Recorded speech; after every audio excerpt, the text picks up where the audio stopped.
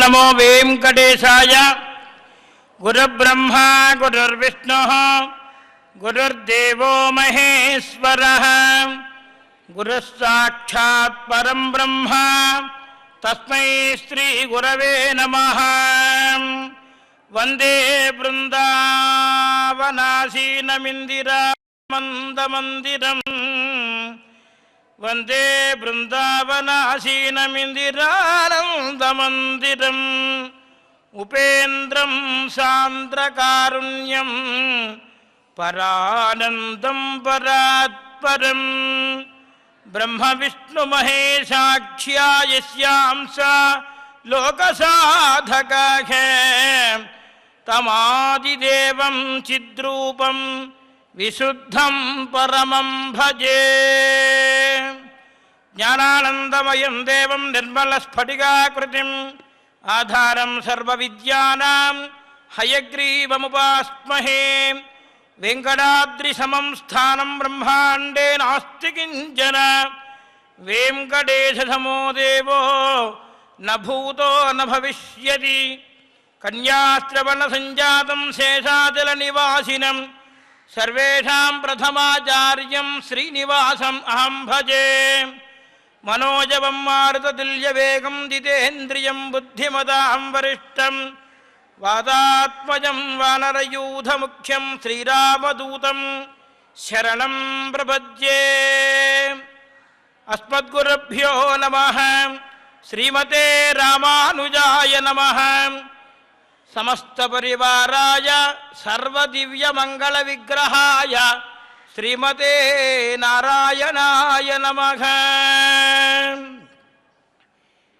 సప్తశైలాధీశుడు శ్రీమన్నారాయణుని యొక్క శ్రీచరణ సన్నిధిలో ప్రతినిత్యము కూడా శుభ ప్రాతకాల సమయంలో శ్రీనివాసుని వైభవమును గూర్చి వేద వాంగ్మయంలో ఉన్నటువంటి సారమైనటువంటి అష్టాదశ మహాపురాణములోని రమణీయమైనటువంటి శ్రీ నారద మహాపురాణంలోని విశేషాలని యథామతి శ్రీనివాసుడు ప్రసాదించగా మనం ఆకర్ణిస్తూ ఉన్నాం. నారాయణం నమస్కృత్య నరం చైవ నరోత్తమం దేవీం సరస్వతీం వ్యాసం తతో జయముదీరయేత్. ఏడుకొండలవాడ వెంకటరమణ గోవింద గోవింద.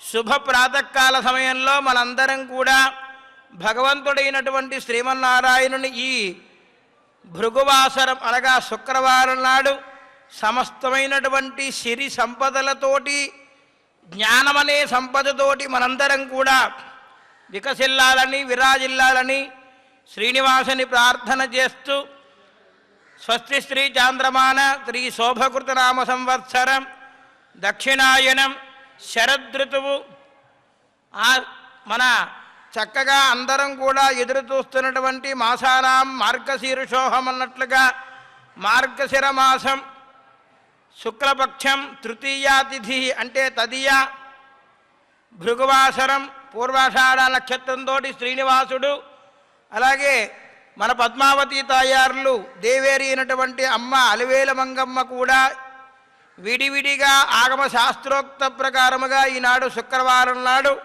స్నపన తిరుమంజనం అనబడే అభిషేక కార్యక్రమాన్ని కూడా పూర్తి చేసుకుని చల్లగా అందరూ ఉండాలని ఆనందంగా హిమమును కురిపిస్తూ ప్రజలందరూ కూడా ఆనందంగా ఉండాలి, ఆహ్లాదంగా ఉండాలి. శ్రీనివాసుని సేవించే వారికి ఏ విధమైనటువంటి తాపము ఉండకూడదు, అలాగే బాధ ఉండకూడదని శ్రీనివాసుడు చల్లగా వాయువుని స్పర్శ చేస్తూ ఉన్న సమయంలో నారద మహాపురాణంలోని విశేషాలను తెలుసుకుంటూ ఉన్నాం మనం యథామతి. అష్టాదశ మహాపురాణముల యొక్క పేర్లను ప్రతినిత్యము కూడా మనం స్మరణ చేస్తూ ఉన్నాం. మద్వయం భద్వయం దైవ భద్రయం వజితుష్టయం అనాపలింగ కూష్కాని పురాణాన్ని పృథక్ పృథక్ అన్నట్లుగా మత్స్య మార్కండేయ భాగవత భవిష్య బ్రహ్మ బ్రహ్మవైవర్త బ్రహ్మాండ వరాహ వాయు వామన విష్ణు అగ్ని నారద పద్మ లింగ గరుడ కూర్మ స్కాంద పురాణములు అనబడే ఈ యొక్క 18 పురాణముల యొక్క పేర్లను ఎవరైతే ప్రతినిత్యము కూడా స్మరణ చేస్తారో వారందరికీ కూడా తప్పక శ్రీనివాసుని యొక్క అనుగ్రహం చేత అశ్వమేధయాగం చేసినటువంటి ఫలితం కలుగుతుంది అని చెప్పి సాక్షాత్తు వేదవ్యాసుల వారే మనకి విశదీకరించి ఉన్నందువలన దానిలో ముఖ్యమైనటువంటి నారద మహాపురాణంలో నిన్నటి రోజున ఆ మహారాజు గారు సమస్తమైనటువంటి సంపదలన్నిటినీ కూడా దైవ ప్రాతికూల్యం వలన కోల్పోయి యుద్ధంలో కూడా శత్రురాజులైనటువంటి వారు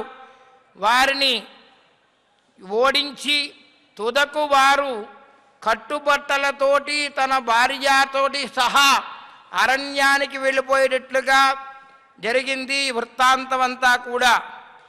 ఆ బాహుమహారాజు గారు యుద్ధంలో ఓడిపోయిన తర్వాత ఏం చేశారన్నటువంటి విషయాన్ని మనం తెలుసుకుందాం. సతు బహుర్వనం గత్వా హంతర్భత్వా స్వభార్యయా అవాప పరమాం తుష్టిం తత్ర దృష్ట్వా మహత్సరః అహో కష్టమహో రూపం ఘోరమత్ర సమాగతం విశంతస్వరయా వాసాం ఇత్యూచుస్తే విహంగమాఘ అసూయోపేతమనఃతః తస్య భావం నిరీక్ష్య చ సరోగత విహాగాంస్తేతీనాం చిత్రమిదం మహత్. సకల సంపదలను కూడా కోల్పోయి ఆ బాహుమహారాజు గారు హయ్యయువులు తాళజంఘులు అనే వారి చేత యుద్ధంలో పూర్తిగా 4 రోజుల పాటు యుద్ధం చేసి ఓడిపోయిన తదుపరి శత్రురాజుల చేత పరాజితుడైనటువంటి యొక్క మహారాజు గారు తన భార్యతో అదే సమయానికి తన బాహుమహారాజు గారి యొక్క భార్య గర్భం ధరించిందట. గర్భముతో గర్భవతిగా ఉన్నటువంటి భార్యతో సహా అరణ్యానికి వెళ్ళిపోవలసినటువంటి స్థితి ఏర్పడింది. క్రమక్రమంగా అరణ్యానికి వెళ్ళిపోయాడు మహారాజు గారు. అక్కడ ఒక సరస్సు కనబడిందిట. వెళుతూ వెళుతూ వెళుతూ ఉండగా దారిలో అక్కడ ఒక పెద్ద సరస్సు కనబడింది. ఆ సరస్సు వద్దకు వెళ్ళాడు, చాలా సంతోషించాడు. ఇక్కడ మనకి దాహం తీర్చుకోవచ్చు అనుకున్నాడు. పాపం ఎప్పుడైతే అసూయ నిండి ఉందో ఇంకా అహంకారం తొలగలేదు. యుద్ధంలో ఓడిపోయినప్పటికీ కూడా అహంకారం చేత అసూయ చేత మత్సరం చేత ఉన్నాడు కదా. ఆ యొక్క మహారాజు గారి యొక్క మనోభావం గ్రహించాయి.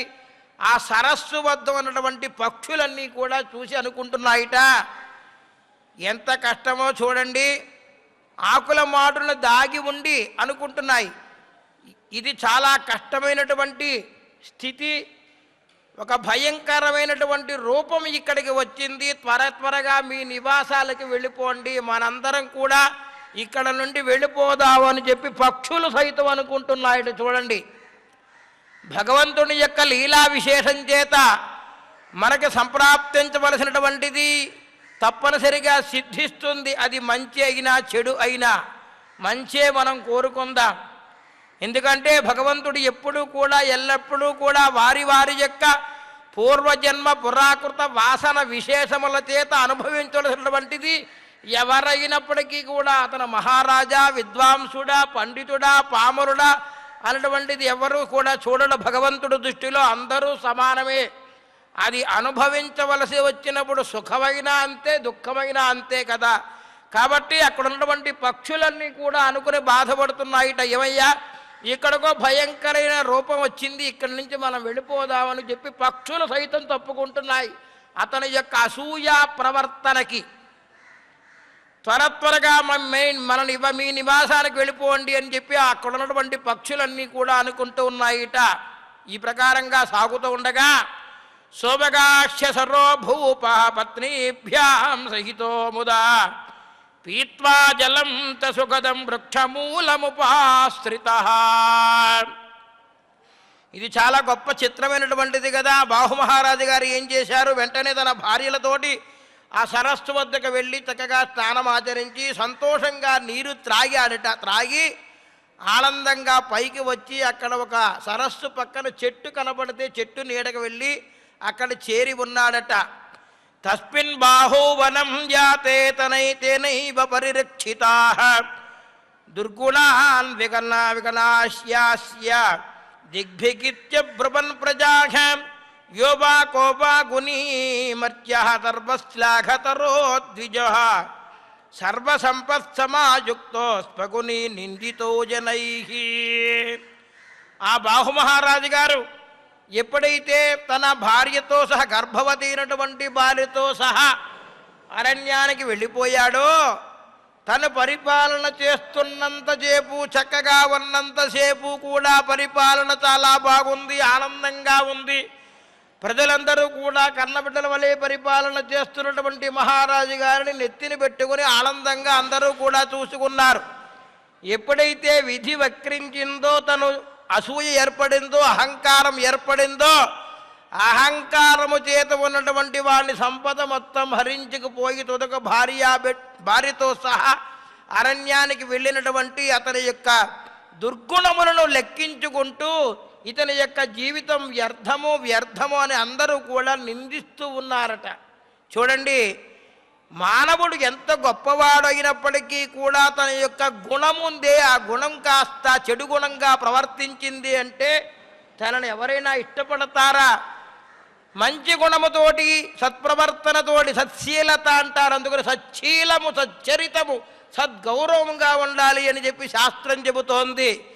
ఎప్పుడైతే సచ్చీలత కోల్పోతాడో అతన్ని అందరూ కూడా దూరంగా నెట్టివేస్తారు కదా. శీలం గలవాని వద్దనే కదా అందరూ కీర్తిస్తారు.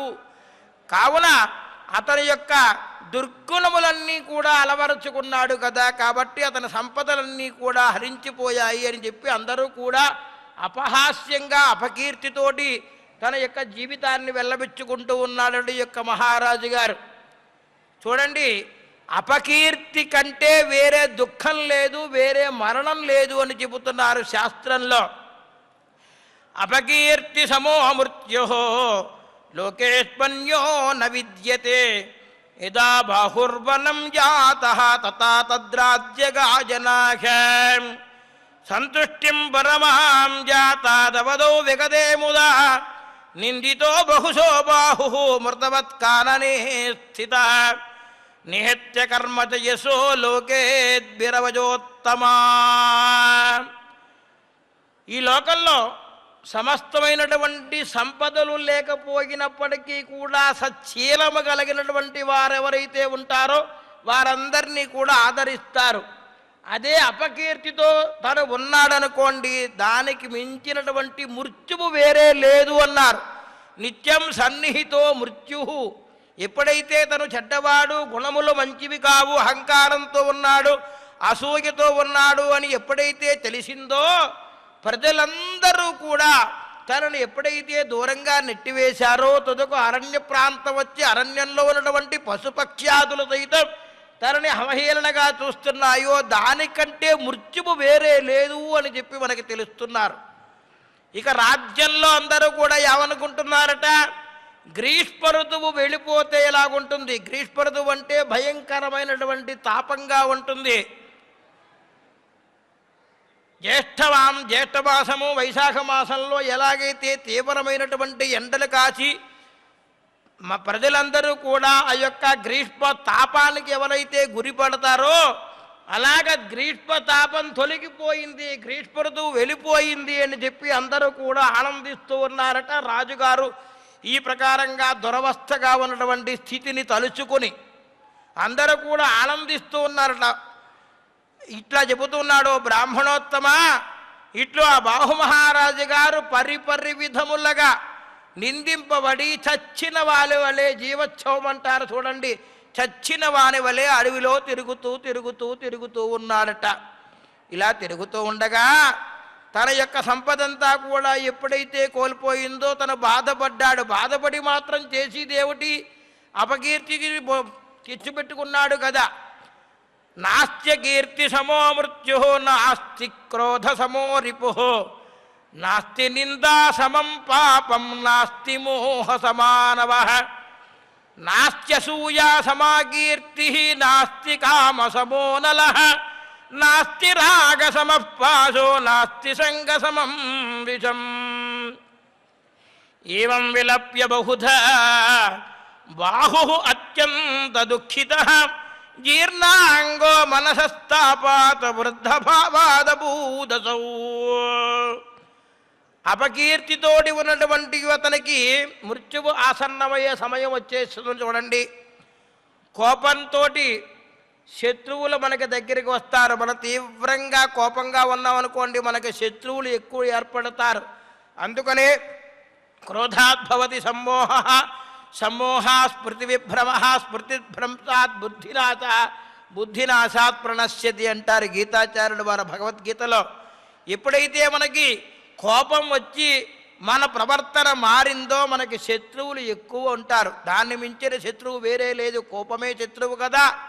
ఇక ఇతరులను ఎల్లప్పుడూ కూడా ఏదో రకమైనటువంటి సూటిపోటి మాటలతోటి నిందిస్తూ ఉంటారు. అటువంటి నింద పనికిరాదు అని చెప్పి శాస్త్రం చెబుతోంది కదా. అలాగా అటువంటి దానికంటే ఇతరులను నిందించడం కంటే వేరే పాపమే లేదు అంటున్నారు. నాస్తి నాస్త్య కీర్తి సమో మృత్యు, నాస్తి క్రోధ సమో రిపు, నాస్తి నిందాసమం పాపం. అదే గొప్ప పాపమట. ఎవరిని కూడా ఎట్టి పరిస్థితిలోనూ నిందించకూడదు. ఎవరిని సుగుణ దుర్గుణంబులు ఎప్పుడు ఎలా ఉంటాయో మనం చెప్పలేం కదా. కాలం ఎప్పుడు ఒకేలా ఉండదు. ఘనుని హరిశ్చంద్రు కాటికా పరిచేసే కాలం ఎప్పుడు ఎలా ఉంటుంది మనకేమన్నా తెలుసా? హరిశ్చంద్ర చక్రవర్తిని కాస్త కాటికాపరి చేసింది. ధర్మపరాయణతో ఉన్నాడు, ధర్మాన్ని తప్పలేదు. అటువంటి ఆయనకు కూడా ఏమైపోయింది? నాకు ఇచ్చేశానని చెప్పవయ్యా అన్నాడు ఆ విశ్వామిత్రుల వారి యొక్క శిష్యుడు. అయినప్పటికీ కూడా లేదయ్యా, నీకు ఇవ్వాల్సిన చాలా ఉందయ్యా అంటే, ఏం ఆ సొంకం ఎలా చెల్లించమంటావయ్యా అంటే, ఇంక ఏమి తనకి తోతక తన భార్య బిడ్డలని కూడా అమ్మివేసి తుదకు తను శ్మశానంలో కాటికాపరిగా ఉన్నటువంటి స్థితికి ఏర్పడింది. కానీ ధర్మాన్ని వీడలేదు. కాబట్టి ఇవాళకి మనం అతని యొక్క గుణములు కీర్తించుకుంటూ ఉన్నాం. హరిశ్చంద్ర చక్రవర్తి లాంటి వారికి తప్పలేదు. చూడండి, కాలమెన్నడు ఒక రీతి జరుగుబోదు, తారుమారులు సహజంబు ధరణిలోన అన్నారు పెద్దలు. ఘనుని హరిశ్చంద్రు కాటికాపరి చేసే రంతిదేవుని అన్నార్తు గావించి ఎల్లప్పుడూ కూడా రంతిదేవుడు అన్నటువంటి మహారాజు గారు ప్రజలందరినీ కూడా కన్నబిడ్డల వలె పరిపాలన చేస్తూ అన్నమును ఎప్పుడు కూడా 10 మందికి కూడా అన్నదానం చేసినటువంటి మహానుభావుడు కాస్త అడవిలోకి వెళ్ళిపోయి తుదకు తను తిందామని ఎవరో భిక్షాటన చేసుకుని అడవిలో దొరికినటువంటి కందమూలములు సైతం తిందామని, నీరు త్రాగుదామనుకున్నా ఎవరో వచ్చి సమయానికి పట్టుకెళ్ళిపోతారు. కానీ అయినప్పటికీ కూడా వారి యొక్క ధర్మాన్ని వీడలేదు. కానీ ఈ మహారాజు ఏం చేశాడు? ధర్మాన్ని విస్మరించాడు. అహంకార మమకారముల చేత, అసూయ సత్ప్రవర్తన లేకుండా అసూయ చేత ఉన్నటువంటి ఆ యొక్క మహారాజు గారిని చూసి అందరూ కూడా నిందిస్తూ ఉన్నారు. కాబట్టి అపకీర్తితంటే వేరే మృత్యువే లేదు అని చెబుతున్నారు. కోపం కంటే మహాశత్రువే లేదు. తన కోపమే తన శత్రువు, తన శాంతము తనకు రక్ష, దయ చుట్టంబవు అంటారు కదా. కాబట్టి ఇలా నిందిస్తూ ఉంటారు, ఇతరులను నిందిస్తూ ఉంటారే, అది మహాపాపం అంట. దాన్ని మించినటువంటి పాపం వేరే లేదు. ఎవరినో ఏమీ చెయ్యక్కర్లేదు. ఇతరులను ఎప్పుడు కూడా నిందిస్తూ ఉంటారు. ఏదో సూటిపోటుల మాటని వారి యొక్క హృదయాన్ని గాయపరుస్తూ ఉంటారే, అటువంటి పని ఎప్పుడు చేయకండి నాయన అని చెప్పడం కోసమే ఈ యొక్క పురాణములన్నీ కూడా, శాస్త్రమంతా కూడా మనకి మోహముతో సమానమైనటువంటి మద్యం వేరే లేదట్లా. చూడండి, మనకి ఎప్పుడు కూడా వ్యామోహం ఉండకూడదు, మోహాంతో ఉండకూడదు. ఉంటే దాన్ని మించినటువంటి సురాపానం వేరే లేదు అని చెబుతున్నారు. అసూయతోటి సాటి వచ్చే అపకీర్తి, అపకీర్తి ఎప్పుడు వస్తుంది అంటే మనలో అసూయ ఏర్పడితే అది అపకీర్తి వెంటనే వచ్చేస్తుందట. కాబట్టి ఎప్పుడూ కూడా జితక్రోధ, రామచంద్రస్వామి వారు లాంటి మహానుభావులు మనందరం కూడా చక్రవర్తిని పరమాత్మని దృష్టిలో ఉంచుకొని ఎప్పుడూ కూడా మనందరం కూడా అనసూయ, ఎప్పుడు కూడా అసూయ లేకుండా ఉండాలి. కామంతో సాటి అయినటువంటి అగ్ని వేరే లేదట. కోరిక ఉంది చూడండి, అది రగిలిచేస్తూ ఉంటుంది. అటువంటి కోపానికి సమానం సాటి అయినటువంటి అగ్ని వేరే లేదు కామానికి. ఇక రాగం ఉందే, రాగంతో సమానమైనటువంటి పాశం వేరే లేదు. నాది నాది నాది నాది అయినటువంటి రాగం ఉందే, అది మహాపాశం. ఎప్పుడు కూడా తుదకు తన ప్రాణాపాయ స్థితిలో ఉన్నప్పటికీ కూడా పాశాన్ని వదలబెట్టకుండా ఉంటారు చూడండి. అటువంటిది రాగంతో సమానమైనటువంటి వేరే పాశము లేదు అని చెబుతున్నారు. ఈ విధంగా అత్యంత దుఃఖంతో బాధపడుతూ దుఃఖిస్తూ ఆ బాహుమహారాజు గారికి ఇక వృద్ధాప్యం ఏర్పడింది. ఒక పక్క భార్య గర్భవతిగా ఉంది. ఆమె పాపం సేవ చేస్తూ ఉన్నప్పటికీ కూడా పరమాత్మ యొక్క అనుగ్రహం లేకపోవడం చేత జరిగినటువంటి ఉన్నటువంటి సంపద మొత్తం కోల్పోయి తుదకు సమస్తమైనటువంటి పరిచారకులు, సేవకులు, అనేక రకమైనటువంటి మంత్రులు, మాగధులు, పండితులు, విద్వాంసులు ఎందరో ఉన్నటువంటి మహారాజు గారి సంస్థానం కాస్త తుదకు ఎవరైనా వస్తారా చూడండి. ఆలు బిడ్డలు అన్నదమ్ములు ఎవరు వెంటరారురా అన్నాడు. శాస్త్రంలో చెబుతున్నారు. ఎవరైనా వస్తారా చూడండి. తెప్పలుగా చెరువుండిన కప్పలు 10,000 చేరు కదరా సుమతి కదా. కాబట్టి తెప్పలుగా చెరువులు ఎప్పుడు కూడా చక్కగా చెరువులో బాగా నీళ్లు ఉన్నాయనుకోండి, అక్కడికి అన్ని రకమైనటువంటి జంతువులు అన్నీ వస్తాయి నీటిని త్రాగడంతో సహా. దాంట్లో నివసించే కప్పలతో సహా అక్కడే ఉంటాయి. అది కాస్త ఎండిపోతే ఎవరైనా వస్తారా, దీంతో మనకేం పని అని చెప్పి వెళ్ళిపోతూ ఉంటారు కదా.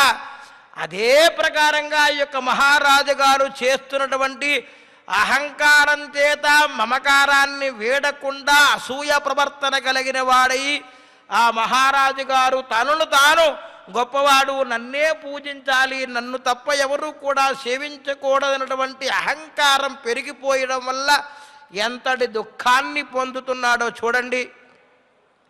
మహారాజు అయితే మాత్రం ఆ మృత్యువు వెంటాడకుండా ఉంటుందా? మహారాజు గారికి ఒకటే, పండితుడికి ఒకటే, పామరుడికి ఒకటే, ఎవరికైనా నిత్యం సన్నిహితో మృత్యువు దగ్గరటువంటి భేదమే లేదు అని చెబుతున్నారు. కాబట్టి మరీ పాశం ఉందే, అటువంటి పాశంతో అతను ఎప్పుడూ కూడా నాది నాది అన్నటువంటి అహంకారంతో ఉన్నాడు. ఈ ప్రకారంగా అత్యంత దుఃఖంలో కూడా అత్యంత దుఃఖంట అంటే చాలా బాధపడుతున్నాడు.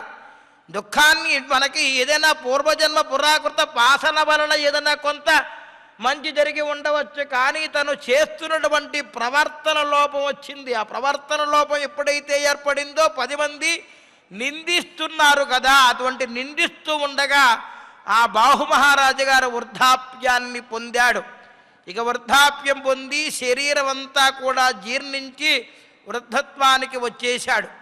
ఇలా వృద్ధత్వంతో ఉండగా గతే బహుతిథే కాలే హౌర్వాశ్రమ సమీకతః, గతే బహుతిథే కాలే ఔర్వాశ్రమ సమీపతః స బాహుః వ్యాధినాగ్రస్తో మమారమునిషత్తమ తస్య భార్యా చ దుఃఖార్తా కనిష్టా గర్భిణీ తదా చిరం విలప్య బహుధా సమాగంతం మనోదధే సమానీయ చ సైదాంతి చితాం కృత్వాతి దుఃఖితా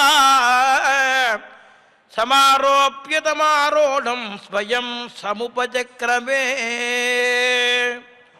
చాలా కాలం ఇలాగే వ్యాధితోటి అతను చూపండి. ఎప్పుడైతే శరీరం కృషించిపోయిందో వ్యాధి ఏర్పడుతుంది. అనేక రకమైనటువంటి వ్యాధులన్నీ కూడా వచ్చేశాయి. ఆ వ్యాధుల చేత ఆ బాధలు పడుతున్నాడు. అయ్యయ్యో ఏమిటి ఇతని యొక్క స్థితి ఇలాగుంది అని చెప్పి పాపం భార్య బాధపడుతోంది. గర్భవతిగా ఉన్నటువంటి స్త్రీ, పైగా ఆ కనిష్ట భార్య, చిన్న భార్య చాలా బాధపడుతూ పలు విధాలుగా దుఃఖిస్తూ ఉందట. ఇలా దుఃఖిస్తూ ఉండగా వ్యాధిగ్రస్తుడైనటువంటి ఒక మహారాజు గారు చాలా కాలం తర్వాత ఆ దగ్గరలో ఉన్నటువంటి ఔర్వ మహర్షి ఆశ్రమం దగ్గరికి వెళ్ళాడట. చూడండి, భగవంతుడు చేసే చేష్టలు చూడండి ఎంత చిత్రంగా ఉంటాయో. పరమాత్మ అవతారంలో అనేక రకమైనటువంటి దుష్ట శిక్షణ శిక్షరక్ష కోసం అవతరించినటువంటి పరమాత్మ విధి వక్రించడం చేత ఆ మహారాజు గారు చేసుకున్నటువంటి తన పూర్వజన్మలో ఉన్నటువంటి కర్మ వాసనని విడవడం కోసం తనలో అసూయ అహంకారాన్ని ప్రవేశింపబెట్టి పరమాత్మ తనకి తిరిగి మరలా మోక్షాన్ని ప్రసాదించడం కోసం కాబోలు తను చేస్తున్నటువంటి స్థితిని మరచిపోయి రాజు అన్నటువంటి అహంకారం చేత మమకారం వదిలిపెట్టకుండా గర్వం చేత ఉన్నటువంటి అతనికి కాస్త స్థితి ఏమైపోయింది, ఇవాళ వ్యాధిగ్రస్తుడైపోయాడు. పూర్వజన్మ కృతం పాపం వ్యాధి రూపేణ బాధతే అన్నారు. పూర్వజన్మలో మనం చేస్తున్నటువంటి పురాకృత పాపకర్మ విశేషను బట్టి మానవుల యొక్క జీవనం నడుస్తూ ఉంటుంది అని చెప్పి శాస్త్రం చెబుతోంది, పెద్దలు చెబుతున్నారు. కాబట్టి ఆ మహర్షి ఔర్వ మహర్షి దగ్గరికి ఆశ్రమం దగ్గరికి వెళ్ళారు. ఈ యొక్క దంపతులిద్దరూ కూడా అక్కడికి వెళ్ళి ఆ మహామునిని సేవిస్తూ ఉన్నారు. ఈ ప్రకారంగా ఉన్నటువంటి వారి యొక్క వృత్తాంతం ఎలా ఉంది, ఏమిటి, ఆ సారాంశం ఏమిటి, మనం కూడా పరమాత్మని ప్రతినిత్యము కూడా ప్రార్థన చేస్తూ ఉన్నాం. సాధన చెయ్యాలి. స్థిరమైనటువంటి ఒక ఆసనమును వేసుకొని ఆసనంపై ఉండి మనస్సుని పరమాత్మ యందు లగ్నపరచుకొని ఆ మనస్సులో భగవంతుడైనటువంటి పరంధాముని ఏదొక మూర్తిని ఏ యథా మాం ప్రపద్యంతే తాం తథైవ భజామ్యహం అనువర్త్మానువర్తంతే మనుష్యా పార్థ సర్వదా అని కృష్ణ పరమాత్మ మనకి చెప్పినట్లుగా ఎవరెవరు ఏ ఏ రూపంలో ఎక్కడెక్కడ ఏ స్థితిలో ఎలాగైతే నన్ను తలుచుకుంటారో వారి వారికి అక్కడక్కడ ఆయా స్థితిలో ఆ క్రమంగా ఆ ప్రకారంగా నేను వచ్చి నిన్ను రక్షిస్తానయ్యా అని చెప్పి సాక్షాత్తు పరమేశ్వరుడు ఆ పరంధాముడు శ్రీమన్నారాయణుడు శేషశైలాధీశుడై మన కలియుగంలో మన భాగ్య విశేషం చేత కదా ఎంత అదృష్టవంతులం మనం ప్రతినిత్యము కూడా స్వామివారిని ప్రత్యక్షంగాను అలాగే శ్రీ వెంకటేశ్వర భక్తి ప్రసార మాధ్యమం ద్వారా పరోక్షంగాను స్వామివారిని సేవించుకుంటూ మనస్సులో స్వామిని ధ్యానం చేసుకుంటూ మనస్సులో పరమాత్మని మనస్సులో నిలుపుకొని మన ప్రతినిత్యము కూడా సాధన ద్వారా భగవంతుణ్ణి సేవించడంలో మార్గంలో ప్రధానమైనటువంటిది భక్తి. ఆ భక్తిలో నవవిధ భక్తులలో ఏకైక మార్గము శ్రవణం. మొట్టమొదటే మనకి చెప్పారు శాస్త్రం.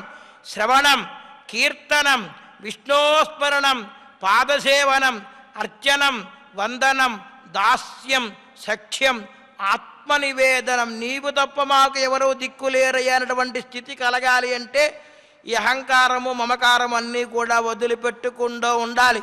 వదిలిపెట్టాలి అంటే తను చేయవలసినటువంటి విధి విధానములను కానీ వారు వర్ణాశ్రమం ప్రకారంగా చేయవలసినటువంటి వేద విహితమైనటువంటి కర్మలను మానమని కాదు అర్థం. అక్కడ తప్పనిసరిగా ఏ పని చేయాలో ఆ పని చేయవలసిందే. పొద్దున్నే లేచిన వెంటనే భగవన్నామ సంకీర్తనం చెయ్యాలి, కాలకృత్యములు తీర్చుకోవాలి, భగవంతుణ్ణి సేవించుకోవాలి. మనం చేస్తున్నటువంటి ఏ వృత్తి ఉందో ఆ వృత్తినే మనం భగవంతునిగా భావించి వృత్తి పట్ల విశ్వాసంగా పరమాత్మ యొక్క అనుగ్రహం చేత మనందరం కూడా ఆ శ్రీనివాసుని యొక్క దయ వలన అందరం కూడా ఆనందంగా ఉండాలి అని చెప్పి శ్రీనివాసుని ప్రార్థన చేస్తూ మరిన్ని విశేషాలన్నీ శ్రీనివాసుడు ప్రసాదించాలని చెప్పి ప్రార్థన చేస్తూ చూడండి. భగవంతుడు చాలా చిద్విలాసుడు. మనం కోరుకుందాం ప్రతినిత్యము కూడా స్వామి చెడు మాట్లాడకుండా చూపించి మమ్మల్ని, చెడు వినకుండా చెయ్యి స్వామి, చెడు చూడకుండా చూడు స్వామి అని చెప్పి మనం ప్రార్థన చేసి పూర్వజన్మ సుకృతం ఉంటే కానీ ఈ క్షేత్రంలో అడుగు పెట్టలేము. ఎందుకంటే పదే పదే నా యొక్క అనుభవం అంటే నేను చాలా చిన్నవాడిని.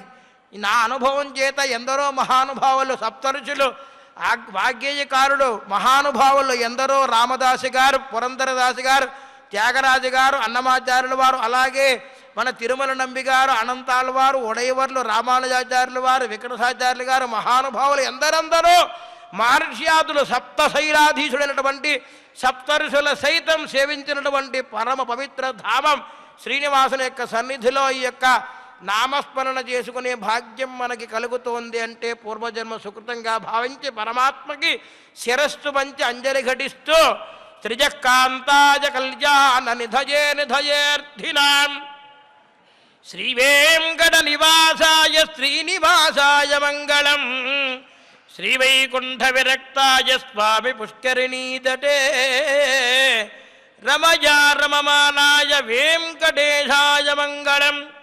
మంగళాశాసనబలైర్మదాచార్య పురోగమైః సర్వైశ్చ పూర్వైరాచార్యైః సత్కృతాయాస్తు మంగళం.